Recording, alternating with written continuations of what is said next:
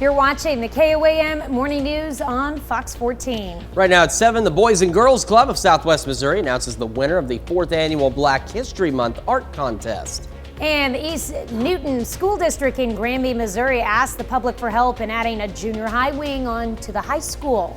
And we are looking at a pretty decent day for us today. Winds increasing, and then we've got thunderstorm chances heading into tomorrow. We'll take a look at that forecast coming up.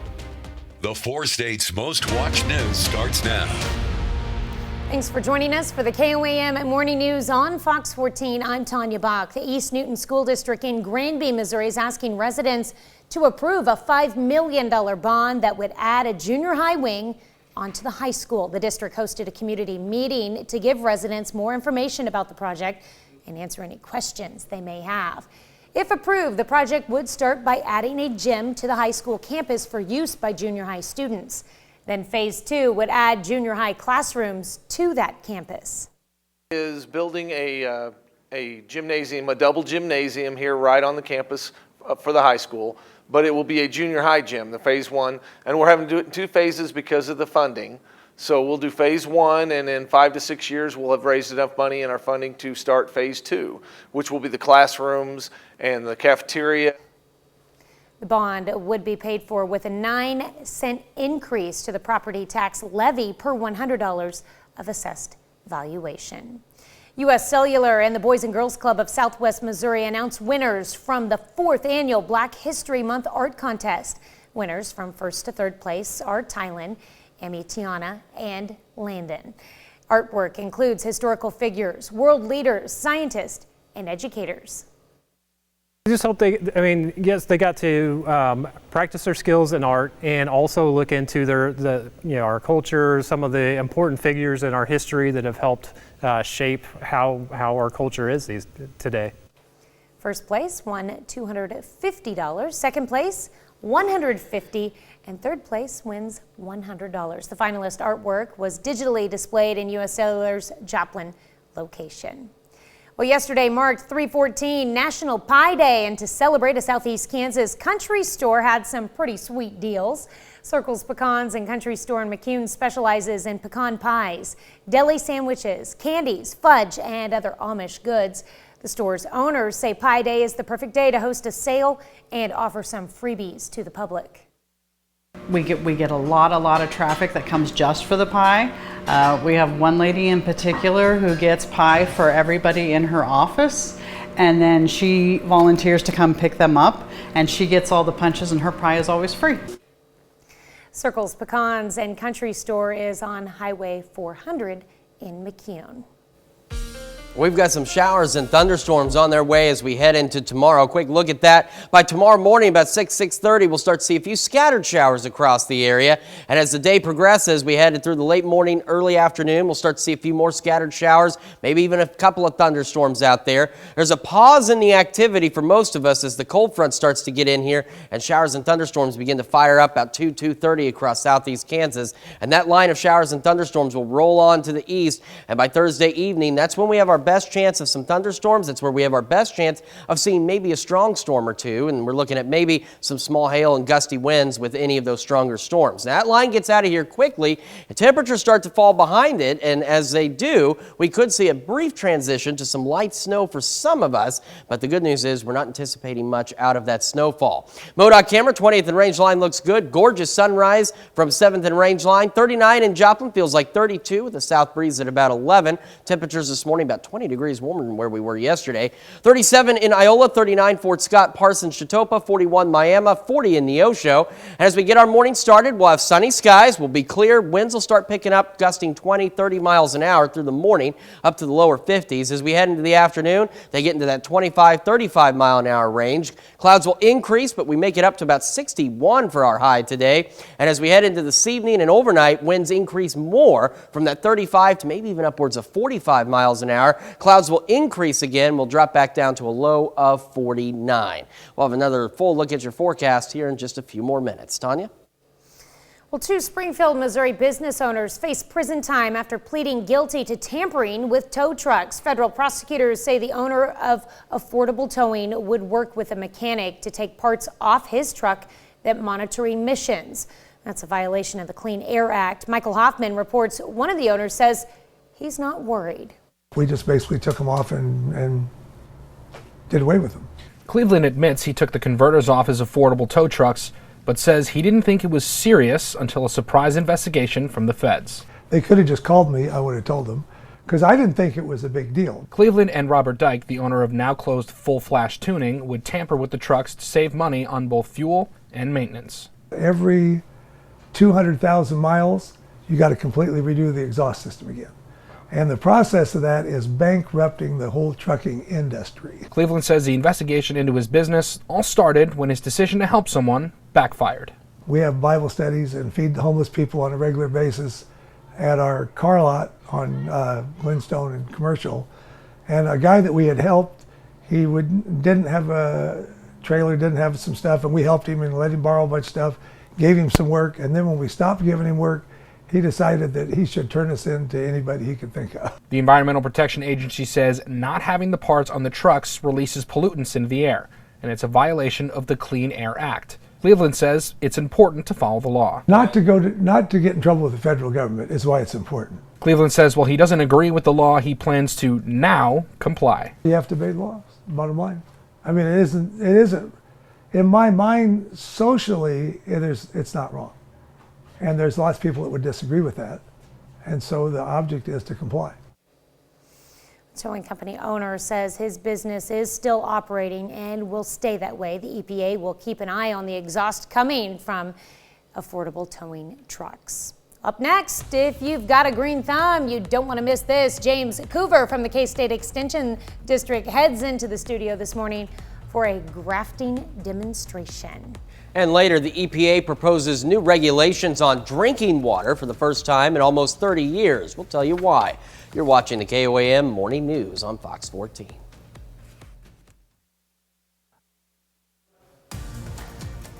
In Health Watch this morning, the FDA says kids between the ages of 6 months and 4 years of age are now eligible for a booster dose of the updated bivalent vaccine. Food and Drug Administration announced its new authorization on Tuesday. Agency says kids in this age group who received 2 doses of the original vaccine became eligible to get a bivalent booster in December and should have gotten it already. Tuesday's announcement applies only to kids who got 3 doses of the original vaccine before December. This group was not previously eligible for a bivalent booster. Original vaccine protects against the strain of the coronavirus that circulated at the very beginning of the pandemic. The bivalent version, which came out in the fall, also protects against the Omicron, BA4, and BA5 subvariants. Environmental Protection Agency is proposing new regulations to make drinking water safer. EPA announced Tuesday under the proposed regulations, water systems would have to monitor for 6 specific forever chemicals, also known as PFAs. Those are synthetic chemicals that linger in the environment and the human body and can cause serious health problems. The water systems would also have to notify the public about the levels of PFAs in the water and work to reduce them if they go above the standard allowed. EPA says the proposal would prevent thousands of deaths due to exposure to these chemicals, as well as tens of thousands of serious illnesses. It would be one of the first new chemical standards that updates the Safe Drinking Water Act since 1996. According to a recent poll, almost 7 in 10 adults who do not sleep well say it affects their mental health. And now a new study shows our sleep habits can also affect life expectancy. Janet Shamalian has the tips experts say could help you sleep better and live longer. A good night's sleep won't just make you feel better. It could add years to your life. What surprised you about the findings in this study? The potential years of life expectancy gain. So just based on, I think, fairly achievable targets in terms of sleep quality. For women, more than 2 additional years. For men, almost 5. According to the American College of Cardiology study, which included more than 170,000 Americans. Dr. Carol Ash is a sleep expert. We now know that poor quality sleep can lead to many of the chronic diseases we're trying to treat and can shorten your lifespan.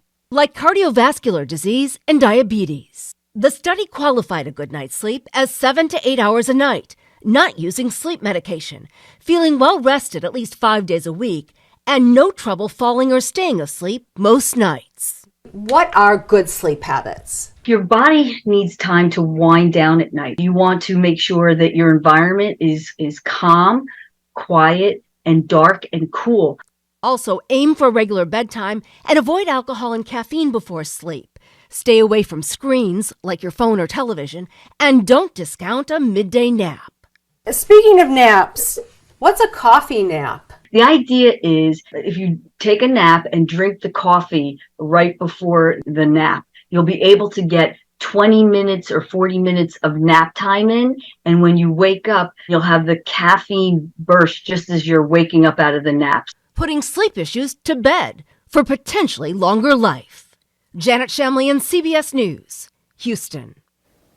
As we get our afternoon going, we're looking at highs a bit above average as we go into the lower 60s. Clouds will increase this afternoon. We're looking at wind gusts picking up in that 25 to 35 mile an hour range. We head into this evening, a brief pause in the clouds. They will increase again overnight. Winds also increasing in that 30 to 40 mile an hour range as we drop back down to a low of 49. Got that strong cold front tomorrow. Showers and thunderstorms, especially in the evening, 60, then down to 25 for the low. Wind gusts tomorrow in that 40 to 45 mile an hour range.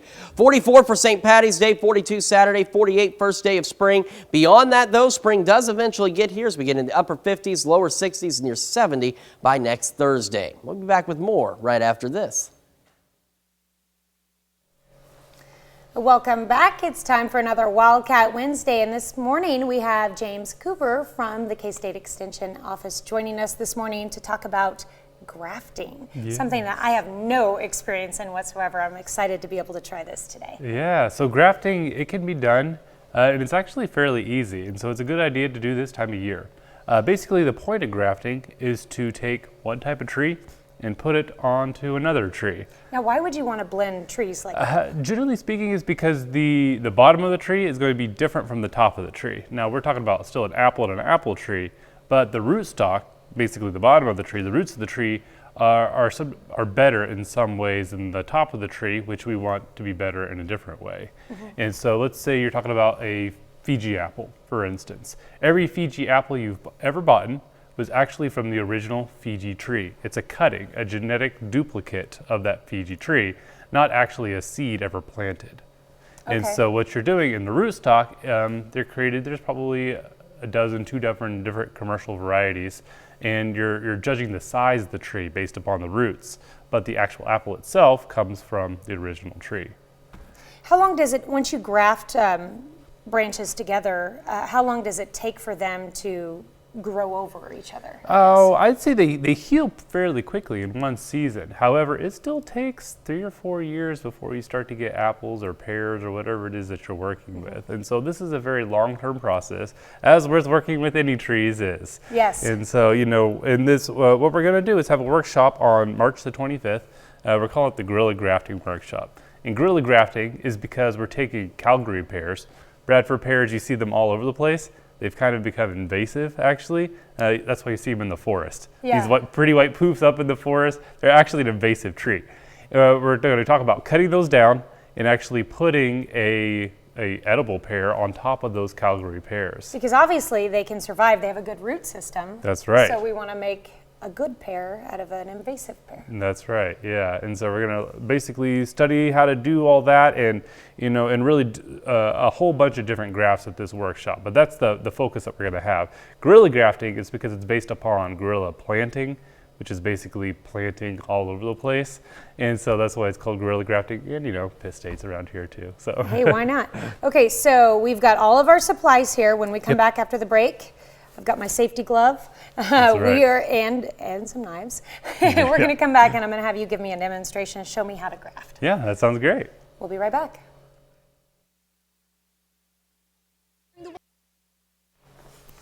Welcome back. We have James Coover this morning here from the K-State Extension Service here for our Wildcat Wednesday, and we have a grafting session. You guys are going to be learning or teaching how to do this actually at a workshop on the 25th, but you're giving me a little bit of a lesson today. Yeah, that's right. And what exactly are we cutting on right now? So actually we're cutting on, what we're going to do here is a top-end graft. And so this is an ash tree. You never do this to an ash tree normally, but for demonstrations it'll be fine. Okay. These are actually, this is an apple scion. So some terminology here. These are called scions. Okay. Basically, it's the stalk, the growing part that you want, and then the root stock is whatever. This is going to be a much older tree than what you would normally want to do. What part on the tree are we doing, the branches or the trunk part, or So how far down are we cutting the base tree? You can do either way, honestly. And so you really don't want to go any bit bigger, than a soda can, really. But you could actually graft onto a stump of a tree too. And so really there's any size of graft that you can do. Different grafts for different size. And so this, for instance, is called a tongue and saddle graft. What we're doing here is the top end graft. And so you've kind of already yep, you made a nice little point there. Okay. And so like we've done on this one, we're going to take this and we're going to insert it into the bark of this tree. Now the outside layer, the cambium layer, is the only growing part of the branch. The same thing with this. And so we have to make sure that we're putting growing parts into growing parts. And so we'll take it here. So you've already put a little slit in there. So I've already put a little slit in here. Ideally, you would hold your rootstock like that and make cuts on both sides of the branch here, so that way you know exactly where it's going to go and it'll fit. Just take your rootstock in here and just slide it into place like that. Okay. And so then you just take it and like this one, you'll tape it up. You're just using like black electrical tape? You can use black electrical tape. They actually do make grafting tape, but it's pretty much any kind of stretchy tape. I actually put a nail through this one, so that way it's held on and that tightly. doesn't hurt the branch at all? Not really. We've been cutting into the fibers kind of go around the nail. And then you need to seal up the whole thing. And so you can use grafting wax, and you can cover the whole thing grafting wax, so that way it doesn't dry out. There's some ideas about whether you should do that or not, but. And this is our finished product. The finished product, and eventually that will grow up. And so that's it. That's all that you needed for a top end graft. But we're going to learn about that one and more at the Guerrilla Grafting Workshop. It'll be just outside Parsons on March 25th in the afternoon. It's going to be a lot of fun, and we're going to learn a lot about grafting, and you can do this in any kind of tree. You can do this kind of grafting. To get more information, what's the number that you can call? They can call the Gerard office. The number is 620-724-8233. All right, and is there a limit to how many can sign up, or do you have to sign up in advance, or just show up that day? So I try to keep these really very hands-on workshops to about 20 people is the maximum that we want. The charge is about $10. That'll help me pay for all the supplies. We're going to be all kinds of grafting stuff. And so just give me a call, and I'd be happy to sign you up for the workshop. It's going to be a lot of fun that day, so I hope you can come. All right. We'll have this information on our website later this morning as well. Thank you so much, James. Yeah, thank you. We'll be right back. The 4 states' most watched news starts now. Welcome back to the KOAM Morning News on Fox 14. It's currently 7:27. A Moran, Kansas man previously convicted of child sex crimes is back in jail on child porn charges. 58-year-old Keith Levesque faces 31 counts of sexual exploitation of a child. Court records show Levesque had previously been charged with 95 counts of sexual exploitation of a child in 2018. He later pleaded guilty to 3 reduced charges and received a 25-year probation sentence in 2020. When March Madness begins this week, it'll be the first time betting on the tournament will be legal in Kansas. But that can bring a problem. According to a study by the National Council on Problem Gambling, around 2% of adults in the U.S. have a gambling problem, and that equates to around 5 million people. The group estimates 15 million more individuals are at risk of developing a gambling addiction. An addiction counselor in Joplin says the problem has grown here in the 4 states, and gambling addiction can be a slippery slope. Well, I think it's a very subtle slide into addiction. People start out, and it's fun at first, and then they find that it becomes fun plus problems, and then it's just problems. And by the time it's just problems, they find themselves trapped in it. Sports gambling became legal in Kansas in September. The National Council on Problem Gambling offers resources and support to people who may be struggling with addiction. Spring plants are starting to sprout, but some are toxic to dogs and cats. Nick Kelly breaks down the advice from veterinarians to keep your pet safe. The return of spring means the return of amazing blooms across the Ozarks. However, some plants like tulips, lilies, hyacinths, and daffodils are toxic to pets. If plagued with or eaten, the symptoms could range from vomiting and disorientation to liver and kidney failure. If owners see a dog or cat eat any plant and aren't sure if it's toxic, the advice from veterinarians is simple. We'd ask that they identify the plant and find out if it's toxic or not toxic. Secondly, watch the pet, monitor its food and water, and make sure it doesn't start vomiting or having a loose stool. Now, if they think that it ate it, then we need to see it. We've got ourselves some showers and thunderstorms on the way tomorrow. By tomorrow morning, we'll see a few scattered showers across the area. As the morning progresses and into the early afternoon, more scattered showers and maybe even a couple of thunderstorms. Then we get a pause ahead of the cold front. And that sets off showers and storms between about 2:30 across the western edges of southeast Kansas, and that will push off to the east pretty quickly, and we'll start to see more showers and thunderstorms. Could even see a strong storm or two as we head into Thursday evening, and there's a possibility even of a brief transition to some light snow for some of us. The good news is that snow not expected to add up to much. We'll have a much more in-depth look at your forecast here in just a few more minutes. Tanya? Well, citizens of Coffeyville, Kansas are speaking out in support of the fire station. KOAM's Amber Jenkins has more. After the recent firing of Coffeyville's fire chief, Kenny Ward, the community wants answers from the city. That to me is sad. To me, the citizens of Coffeyville need to step forward. Us people who have parents here who are going to grow old here. And we need to stand up for our city and ask for what we need. The fire chief's termination is not the only issue at hand. Former firefighters want to express the importance of the hazmat team to the fire station and the community. I just want to set the record straight because there's been some discussion as to how the hazmat team is paid. The local fire union and community believes the city manager, Mark Hall, fired Ward due to disagreements over the pay rate for the hazmat team. The community came out to the commissioners' meeting to express the support for the former fire chief. Well, I don't know if they know this already, but the hazmat team was formed in Coffeyville because a regional flow study was done of the 12 counties in southeast Kansas, and Coffeyville has more hazardous materials to flow through this county than any of the other 12. It wasn't even close. Multiple members of the community voiced that the restrictions the firefighters are under are keeping them from serving Coffeyville effectively. But night or day, you could call them all the elderly people, and the current city manager put a stop to that. I reached out to all of Coffeyville's commissioners and was denied a comment on the subject. Reporting in Coffeyville, Amber Jenkins, KOAM News. Coffeyville officials plan to address the issues at the next city commissioner meeting.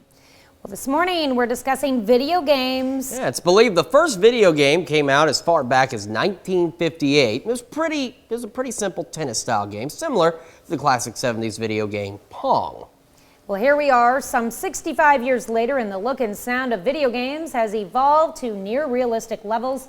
Video game industry has turned into a massive multi-billion-dollar juggernaut.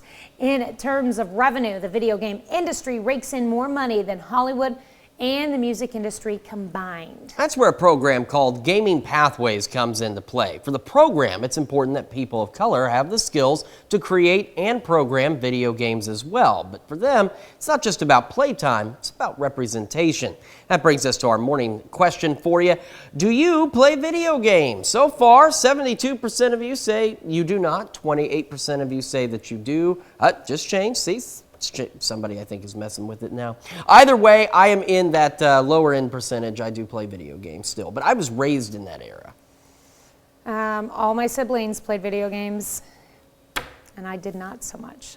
I mean, I like once in a great while, but yeah, I would say no for me. No. I don't shun people that do, but you just don't do it yourself. Yeah, I don't have time. I don't have time.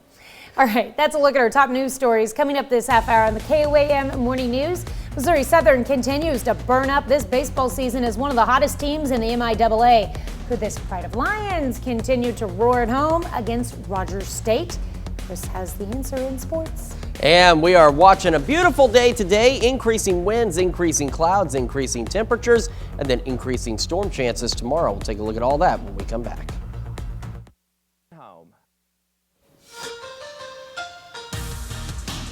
Missouri Southern baseball is one of the hottest teams in the MIAA right now. The Lions have won 7 of their first 9 conference games after sweeping 5th-ranked Central Oklahoma over the weekend.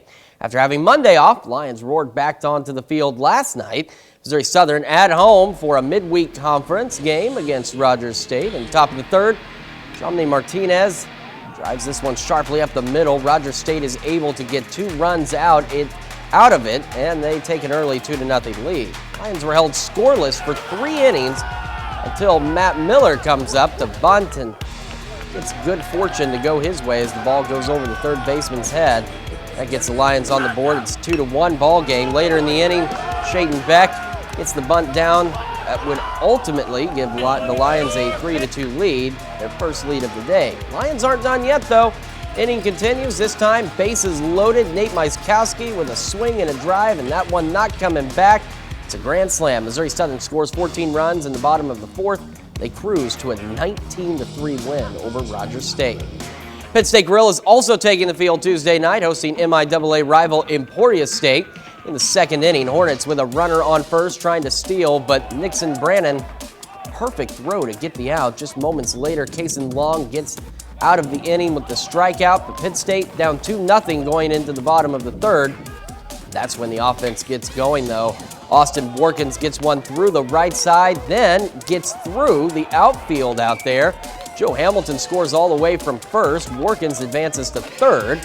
After that, Nixon Brannon up, drops one into left field. Workins scores. Gorillas take a 3-2 lead after 3 in the 8th. They're back down 1, but Nixon Brannon comes up in a big spot again, burns the center fielder out there. Carson Coffey trots in to tie the game. It's an RBI double for Brannon.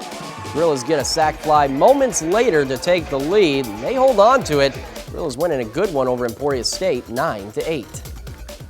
Biggest thing is we found a way to win. It wasn't pretty all night. We didn't do a lot of the little things right to be successful, but we got away with it. We got to learn from it, and we got to be better over the weekend. We got to get leadoff hitters out. We set first 7 innings, you had runners all over the place. We didn't get the leadoff hitter out by walks or singles, and it gets you in trouble. But, the last 2 guys, Weddle and Pomeroy, were great for us, gave us an opportunity to win the baseball game.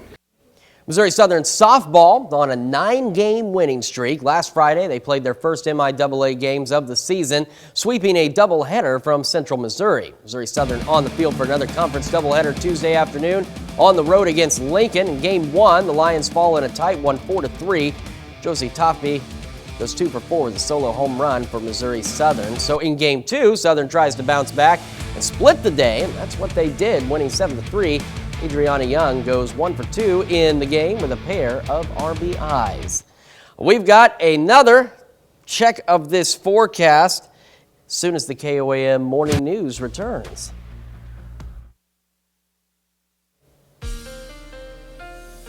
We've got some showers and thunderstorms we're keeping an eye on as we head into our Thursday. We do have the possibility of a strong storm or 2. We're talking maybe some small hail, gusty winds. In the dark green, that's where the better chances of some stronger storms are, but we could see them anywhere where we have thunderstorms tomorrow evening. Now, as we head into tomorrow morning, we're going to start to see a few scattered showers across the area, say about 6:30 in the morning.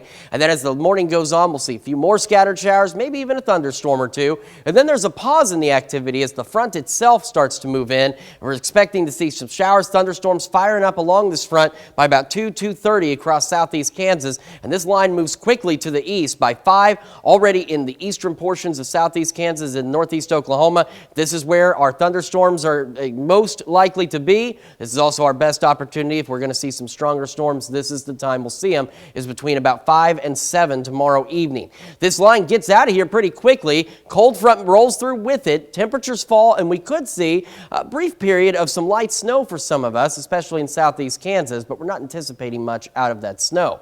MoDOT camera, 20th and range line, looking good as the sun rises. In fact, if I step back just a little bit, there it is, sneaking up over the horizon. We're 39 in Joplin. Clear skies, feels like 32 with a south breeze at 11. Across the region, southerly breeze warming us up a bit. We're at 36 Iola, 40 Chanute, Neodesha, 39 Parsons, Chitopa, Miami, and 36 in Neosho. As we get our morning going, we're going to have those sunny skies. Winds start picking up in the 20 to 30 mile an hour range for those gusts into the lower 50s by late morning. By afternoon, wind gusts are now 25 to 35 miles an hour. We're We're going to see clouds increase in the afternoon and early evening up to a high of right around 61, so a pretty decent day out there aside from the wind. Winds increase overnight to around 40 miles an hour in some cases, down to 49 for our low, and our clouds will begin to increase again as we head into the overnight hours. Got the thunderstorms tomorrow, 60. Cold front kicks us down to 25, 44 on St. Patty's Day, down to 28, 42 Saturday, 48 for the first day of spring. But worry not, spring gets here, it's just a little late. We start crawling the upper 50s, lower 60s, near 70 by next Thursday, maybe a few more thunderstorms, and lower 60s by next Friday. That's a check of your forecast. Here's Tanya Bach with Consumer Watch. All right, thanks, Chris. The 2023 Shopper's Guide to Pesticides in Produce is out, and strawberries and spinach own the top 2 slots on the so-called Dirty Dozen. Kale came in 3rd place, followed by 2 other greens. The report also says nearly 90% of blueberries and green bean samples had concerning findings, including more kinds of pesticides than in previous years. Researchers say if you cannot buy organic, pesticide-free fruits and vegetables, it's important to properly wash the food items. Avocados are on the top of the list for least contaminated foods, followed by sweet corn. Here is some excellent news. Eggs are finally getting cheaper at the supermarket. Yay! In February, prices fell nearly 7% compared to January. That's according to data from the Bureau of Labor Statistics. Still, eggs remain far more expensive than they were a year ago. In the 12 months through February, the cost of eggs rose 55%, and that was due to short supply caused by the avian flu, high input cost, and egg producers lining their own pockets. Groceries in general are about 10% pricier than last year. Butter is nearly 21% more expensive, and bread is 16% more expensive. Vinyl records could be making a big comeback. The Recording Industry Association of America says for the first time in more than 3 decades, vinyl records outsold CDs. They say just over 41 million vinyl albums were sold last year, bringing in a whopping $1.2 billion. And according to the BBC, only 33 million CDs were sold last year, totaling $483 million. Vinyl record sales have been growing for 16 years straight. Record companies are increasingly responding to the resurgence by releasing special album editions. We'll be right back with more after this, but first let's take a look at the market prices before the opening bell.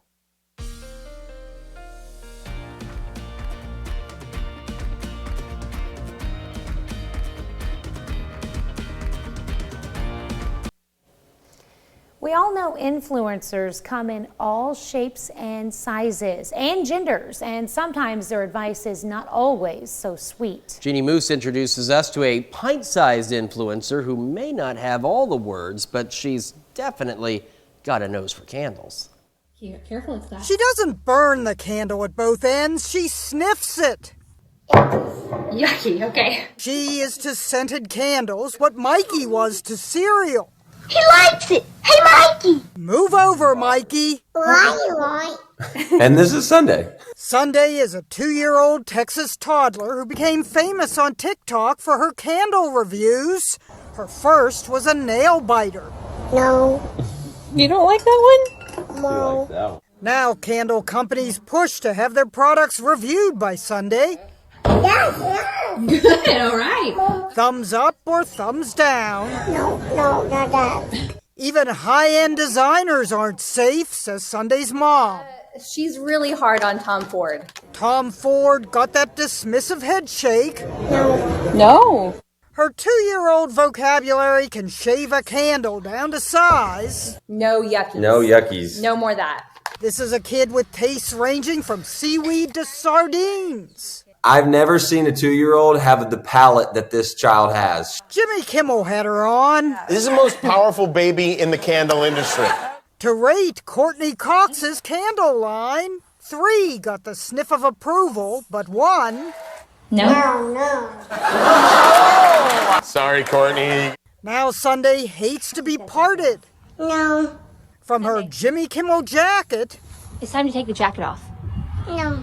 Sunday's favorite smell isn't candles, it's coffee. Does that smell good? More of that. Some candles leave her conflicted. No. You don't like that one? Yes. You do like that one? Well, which is it? This 2-year-old influencer now has someone repping her and is branching out into food, for instance, cookies and drinks. She even raided LA's airport on a recent trip. Do you like LAX? No. But when it comes to candles, she knows how to wax lyrical. No. No. No, no. Jeannie Mose, CNN, New York. It isn't just the word no, it's her whole facial expression as she says you it. know exactly how she's feeling about that particular candle. Need to take her along when I do candle shopping because Amber picks out great candles. I'm not so great. And so I think I need her help so I can pick out some decent smelling candles. The ones you pick out, she'll say no to. Probably. Well, we've got some showers and thunderstorms heading into tomorrow. About 6:30 in the morning, we'll start to see a few scattered showers across the area. As the morning goes on, we get to about noon, there's going to be more scattered showers and maybe even some thunderstorms. Then the activity pauses as the main front gets here and showers and thunderstorms fire up in western southeast Kansas. And that line moves very quickly to the east. By 5, we've got showers and thunderstorms across eastern southeast Kansas down in northeast Oklahoma. And this is where our opportunity for a strong storm or two is we could see some small hail, maybe some gusty winds with these. This line is out of here by 7. Temperatures drop quickly behind it, as then we could see the possibility of at least some brief light snow, but the good news is shouldn't really add up to much of anything. MoDOT camera, 20th and range line, clear skies, sun is shining, traffic is moving. We got a beautiful start to the day. 39, feels like 32 in Joplin, south breeze at 11. Across the area, it is 20 degrees warmer than we were yesterday. 36 Iola, 39 Parsons, Chitopa, Miami, 36 Neosho, and 37 Carthage and Lamar. As we get our day started, we'll have those sunny skies. Winds start picking up, 20, 30 mile an hour wind gusts through the morning. Temperatures reaching the lower 50s. By the afternoon, wind gusts pick up in that 30 to possibly 40 mile an hour range. And we'll see clouds increasing, looking at highs approaching about 61 degrees. We'll have more on this evening's forecast and a look ahead when we come back.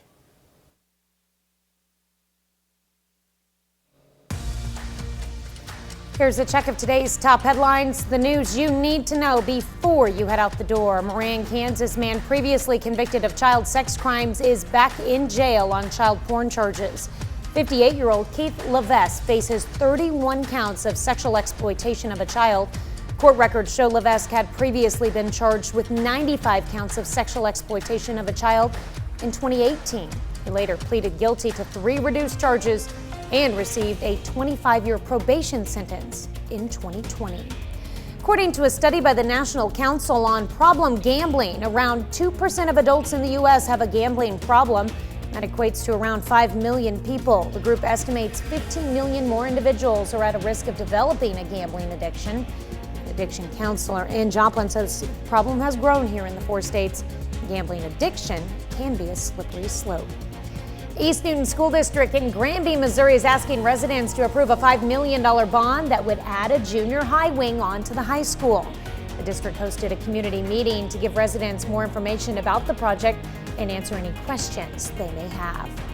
U.S. Cellular and the Boys and Girls Club of Southwest Missouri announced winners of the 4th annual Black History Month art contest. Winners from 1st to 3rd place are Tylen, Amatonia, and Landon. Artwork includes historical figures, world leaders, scientists, and educators. We've got ourselves a decent but windy day today. Clouds increase this afternoon, highs about 61 degrees. Winds in that 25 to 35 mile an hour range. As we head into this evening, those wind gusts pick up to 40 miles an hour, maybe even 45 in some cases. Clouds will break up and then come back in overnight, down to 49 for our low. And as we take a look ahead, we've got the showers and storms tomorrow, 60. Cold front knocks us down to 25. 44 St. Patty's Day, 42 Saturday, 48 for the first day of spring. And then spring gets here just a little late as we start getting into the upper 50s, lower 60s, near 70 as we head into next week. All right, well, a pair of shoes is expected to fetch up to $4 million at auction next month.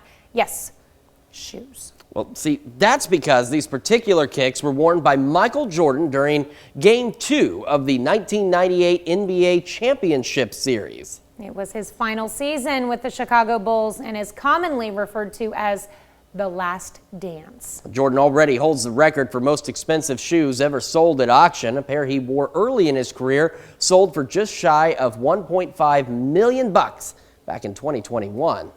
And that's peanuts compared to what a bidder paid last year for a jersey he wore during Game 1 of the same game series.